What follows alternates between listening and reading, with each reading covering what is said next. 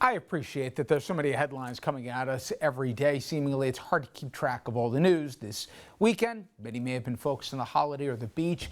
You heard reports on Trump at Mount Rushmore, more on race, relations, statues, the virus, the election, and it goes on. But what you didn't hear, not a syllable, was the president of the White House taking responsibility or ownership of the Russia-Taliban bounty story. In fact, GOP was happy to drop the story altogether this past weekend, but we have credible intel that was shared with allies, it turns out, that have the Russians as early as 2018 offering cash bounties to the Taliban for every successful attack they conduct against American or allied troops.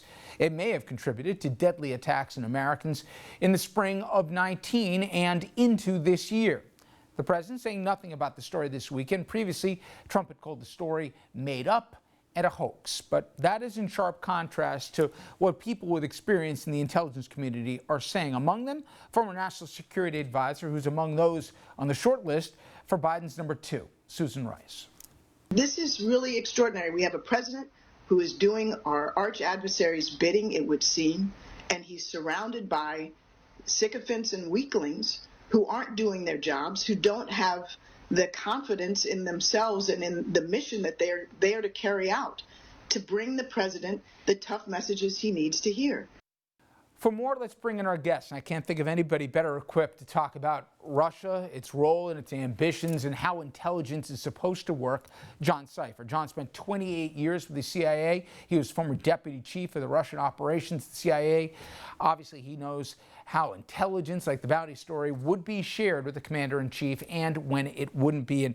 And John, let me first clear up some things for the layperson here. When they say, well, there wasn't consensus on intelligence, how often is it that every single people read the same raw data and come to the same conclusion? Never. Intelligence comes in a lot of different forms. And of course, the CIA was started after World War II because of the attack on Pearl Harbor. So a lot of it is warning. And so even if you have warning and you have information that our national security leaders need to hear to make decisions, whether there's consensus on that or not, those people need to have that information so they can decide to act or not.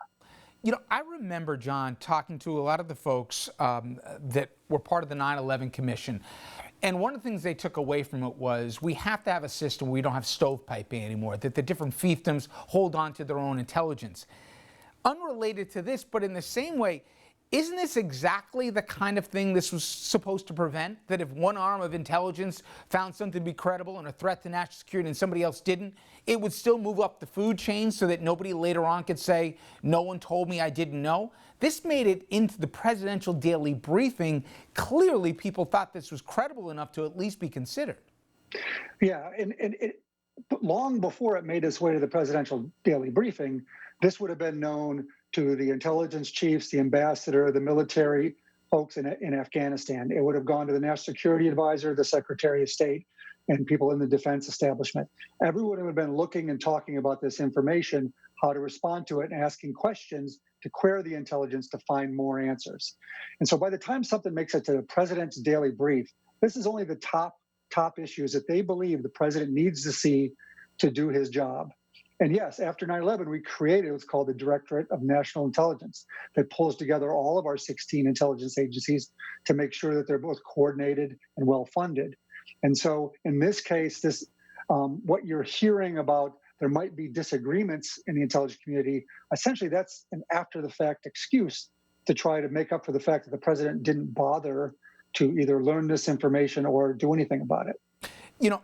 For me, if I'm just going to bang on the president's lack of interest in the daily briefings, I don't know how this moves it forward.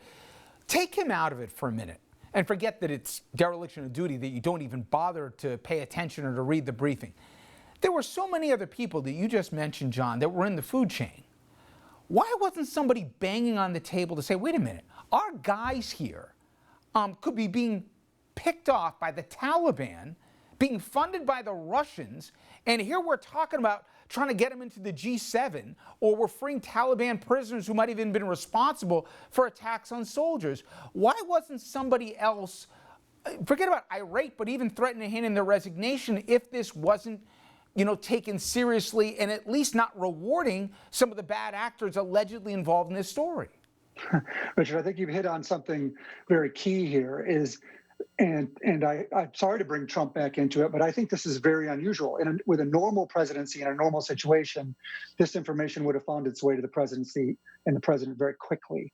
It's the National Security Advisor's job to make sure the president has the information he needs. If the president doesn't listen to intelligence briefings, and if the president doesn't read the PDB, the National Security Advisor certainly does. And so therefore, if the president doesn't know, that was his decision not to do that. And so for them to blame the CIA briefer, the young CIA briefer who comes in, essentially is cowardly in my book.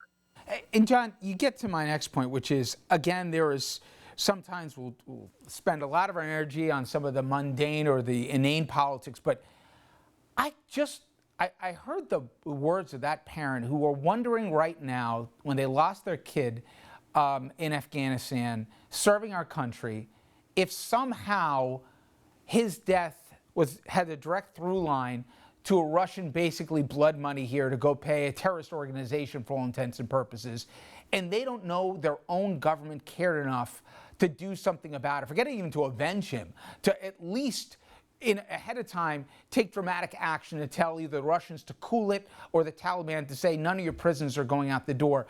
For a guy like you who spent his professional life gathering intelligence and now seeing those agencies demonized for just trying to get to the bottom of what's in the best national security interests of this country, how demoralizing must it be for not just the guys in uniform, but all those folks in intel who wonder what is their mission statement now, because people are afraid apparently to talk to the president about Russia because he'll get upset.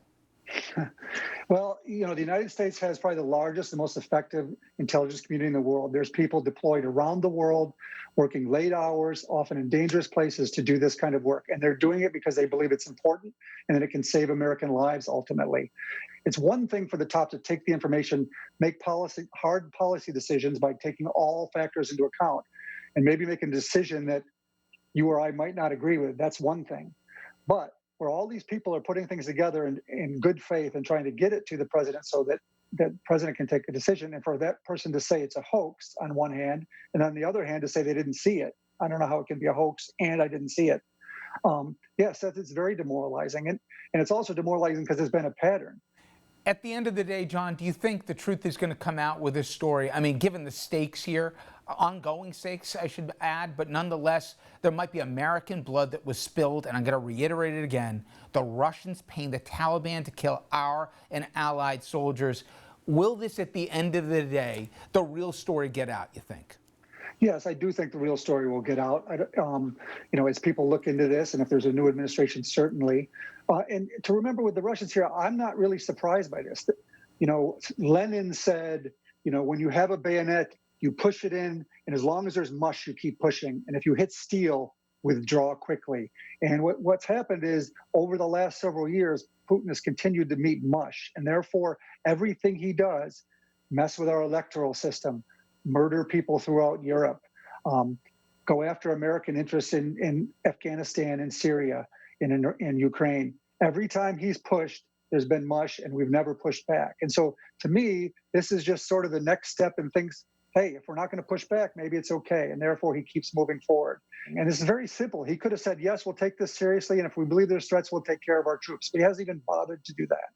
Well, John, I appreciate not only the time, but also the service to the country here. Thank you so much. My pleasure. Great talk to you. Thank you.